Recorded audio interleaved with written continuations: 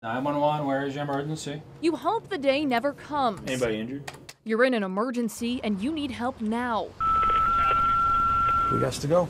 That's where these guys come in. Step into the chaos and create peace is what we do. For paramedic Eric MAILMAN and other first responders in Hancock County, there is no typical day. And it goes, like I said, from complete calm to complete chaos. The folks with Northern Light Medical Transport, formerly Capital Ambulance, now cover Hancock County after County Ambulance closed earlier this year. Northern Light ambulances respond to calls from Bucksport to Beddington and everywhere in between, with help from other towns and ambulances that provide mutual aid. If you call 911 and ask for an ambulance, someone is responding. They might wear a shirt that looks like this, they may wear another shirt. And they deal with everything from picking someone up when they're down and other close calls, to car accidents, overdoses, and ones that often end badly.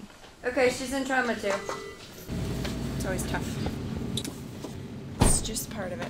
We deal with all of it. It just changes at a moment's notice. A big misconception is that we're saving lives every single day. That's not really what happens in the ambulance world at all. Grey's Anatomy isn't real. Can I have War Memorial Ambulance? But no matter the call, these trained professionals are prepared for anything. Okay, whereabouts are you? From the dispatcher who picks up the phone to the paramedic that shows up at your door. Being there on some of their worst days and trying to be a calming force, a helping force in those times of need. But emergency services in Hancock County are seeing their resources stretched thinner and thinner. As the area grows, so do the number of 911 calls. It's getting to the point now where it's almost too much, where we're looking at, adding another dispatcher as often as we can. And the public is taking notice. One Ellsworth resident says she was horrified when she waited 20 minutes for an ambulance for her mother. So I got on the phone and I called back and I said, "Where is my ambulance? She's gonna die. She's turning blue, we got problems." And the lady on the other end of the phone said, "I don't know." Emergency responders say they're doing the best with what they have. I don't want to create, a public concern, but at the same time, there are going to be times where the wait might be just a little bit longer, and it happens in every community across the country. It's not unique to here. A balancing act that's still not stable. It would be really amazing if we could get everyone to schedule their emergencies so that we can pre-plan to have an abundance of resources available all the time. Unfortunately, that's not how it works.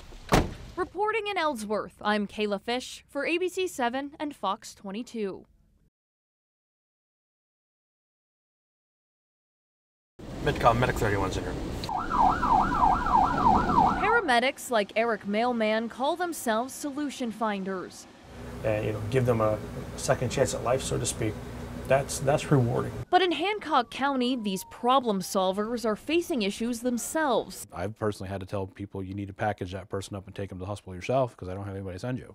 And it is what it is. It's nobody's fault.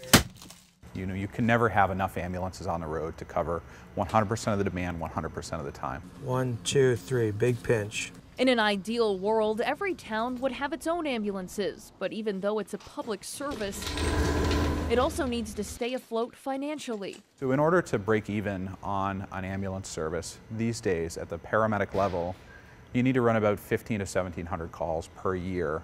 And quite frankly, there aren't many communities in Maine that reach those numbers. And while some days are busy, others are more like this. There are times when there's an abundance of resources. There are times when resources are taxed and stretched to their limit. City officials in Ellsworth have been looking at the future of EMS for a while. We have a vital interest in seeing these services provided to the community. City councilors voted to enter a temporary partnership with Northern Light, housing 2 ambulances within the fire department. You could have 20 ambulances stationed here in Ellsworth. And on any given day, you would have 20 of them that are outside of the area. Northern Light ambulances respond to about 9.5 calls a day. The average response time is 10 minutes.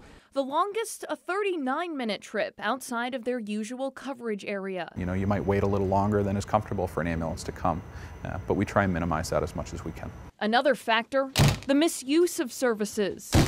Probably 10% are real true emergencies, and a lot of stuff is really important but not life-threatening. You know, we had a lady call today because she couldn't figure out how to work a remote control. BP is 135/66. It's not just a ride to the hospital, it's a lot more than that. Those lower acuity calls do tax the system. But what's the best fix? There are ways to address it, and we are looking at ways to help address that. But at the same time, I never want to be the one to discourage somebody from calling 911 if they think they need to use the 911 system. In Ellsworth, city officials are watching closely, hoping this new trial run with Northern Light helps them find the best balance for public safety services. Let's look at it with an open mind, see how it's worked, and go from there. I'd rather deal with the challenges of growth than the pain of decline. Reporting in Ellsworth, I'm Kayla Fish for ABC 7 and Fox 22.